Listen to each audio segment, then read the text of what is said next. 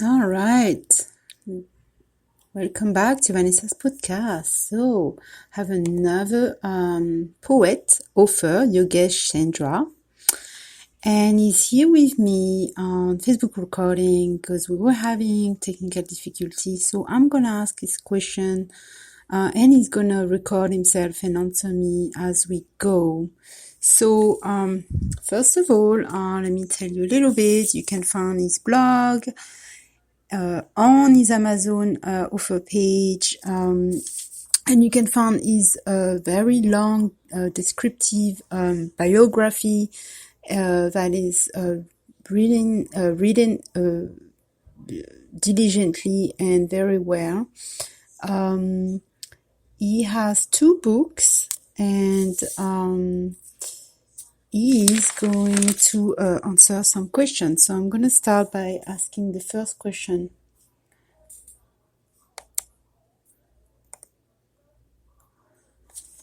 So, what is the most important things for you to communicate with your readers?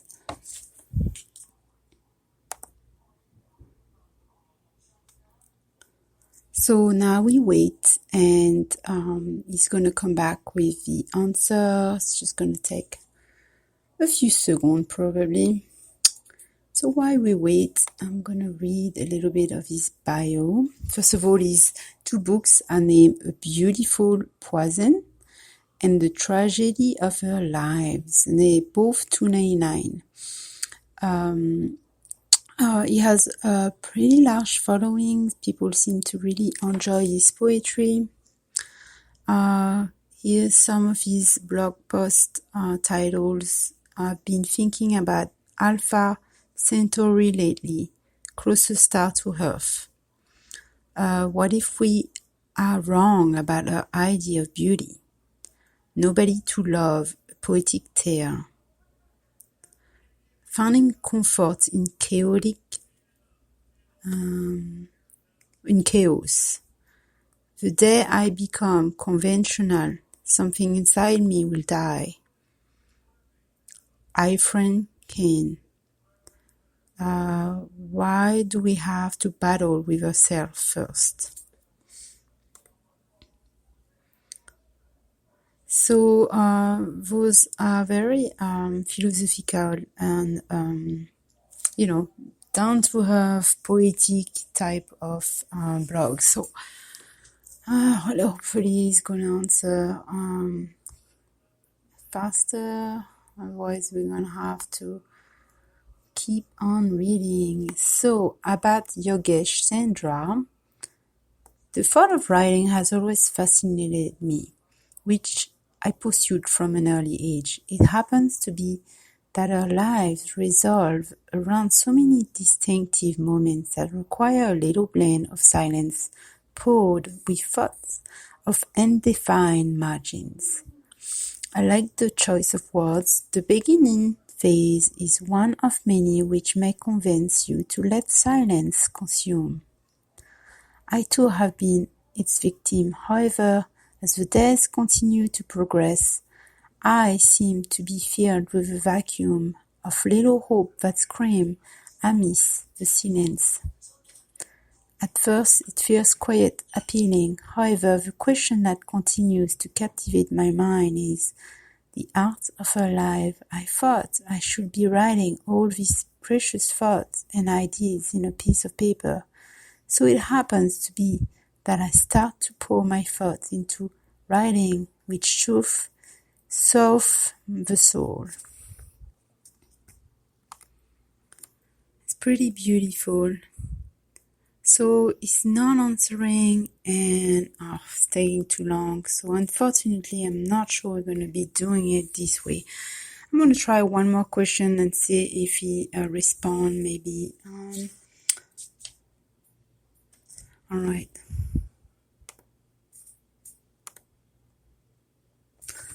How do you find your inspiration? And next, what do you enjoy the most when you create poetry?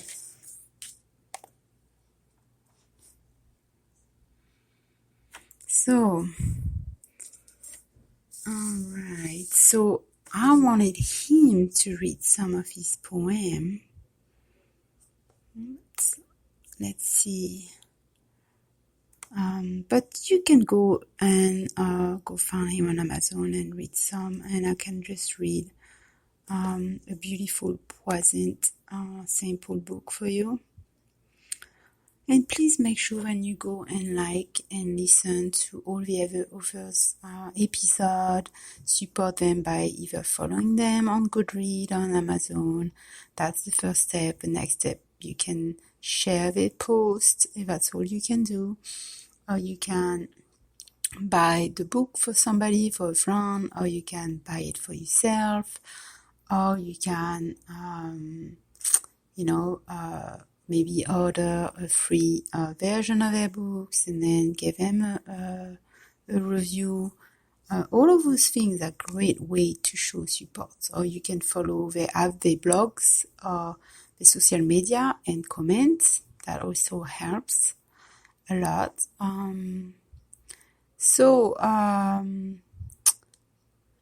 Okay, ranked 442 in Australian Oceanian poetry. The book is in English and it was released in May 2018. It's 205 pages.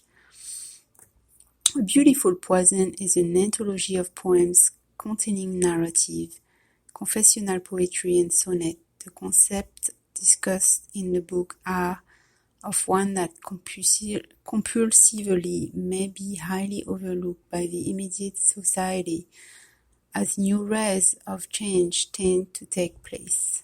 We are so busy exploring the corporate, self-inflicted war that many at times the basic concept of life and its allies they seem to be highly compromised. Beautifully said. And he's not answering, and it seems like he wasn't able to get his webcam, alright. So here's the sample. A Beautiful Poison is an anthology of poems containing narrative, confessional poetry, and sonnet. Okay, that was on the first. Alright, where are we? Alright. With the book finally getting published and being able to put the entirety of my imagination into thin red and white paper, I am overly glad to share this collection.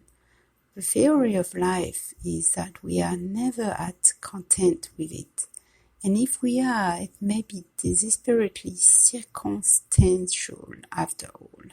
Such flawed creation which we are nurtured to call a beautiful gift seems such irrational and intimately tempest. He's got a pretty good vocabulary in there. It seems as if we are inclined to be conformist right from the day when we are born, such is the gruesome reality, where a child is fed with red silver, led to believing that it was heaven, and in heaven lies salvation. As the days continue to progress, and with so much that a mind can take, there is a time to split and to break down and lack anything else.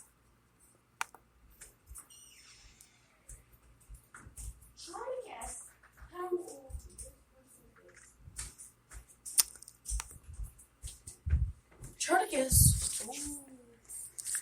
This is the clock when an individual realizes his true worth, one that is filled with such abstract imagination, the concrete world is just so small to apprehend.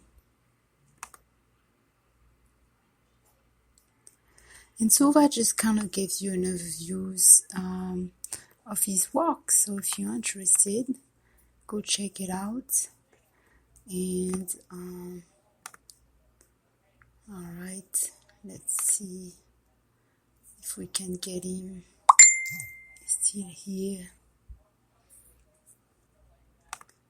That would be nice to get him to read some of his poem.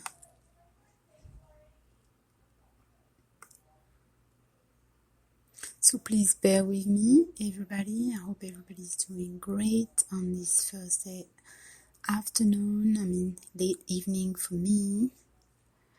Then we are all doing much better, which is a wonderful thing. And let me see now.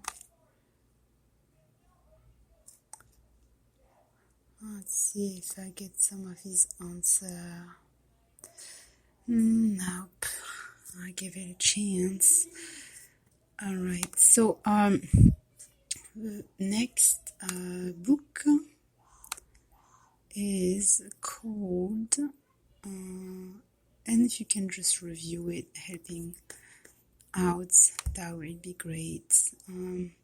There's a lot of over out there. Not everybody's get to be seen. Some have, ways to get out there, and some don't. So what I try to do is just help everybody. So the tragedy of her life. All right.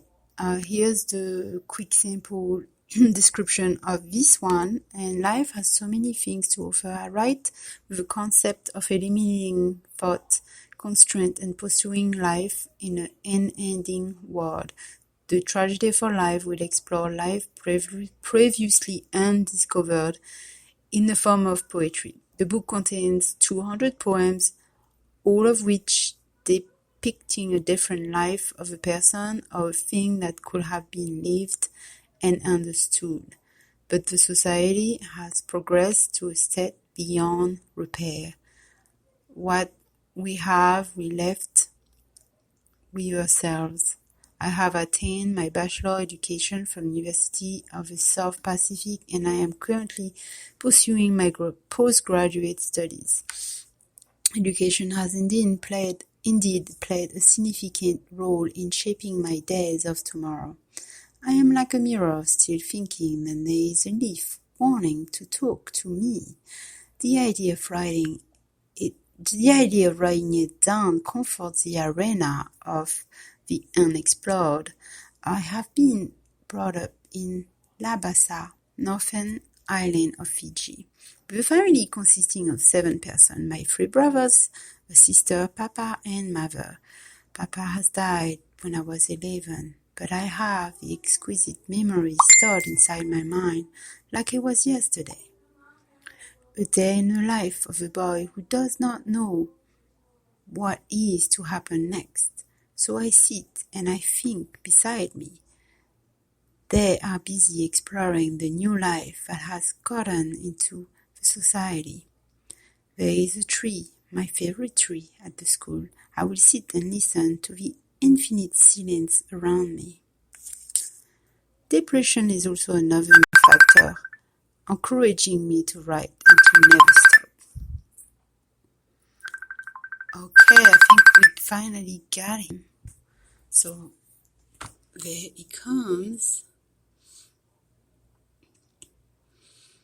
Alright, thanks everybody for bearing with me. Spontaneous podcast sometimes is the best. Hey Yogesh, how are you? Good to have you. So are you ready? I already read some of your biography and discussed how to get your book and found you. So if you're ready to read some poetry, we're ready for you. Yes, definitely. I'd love that.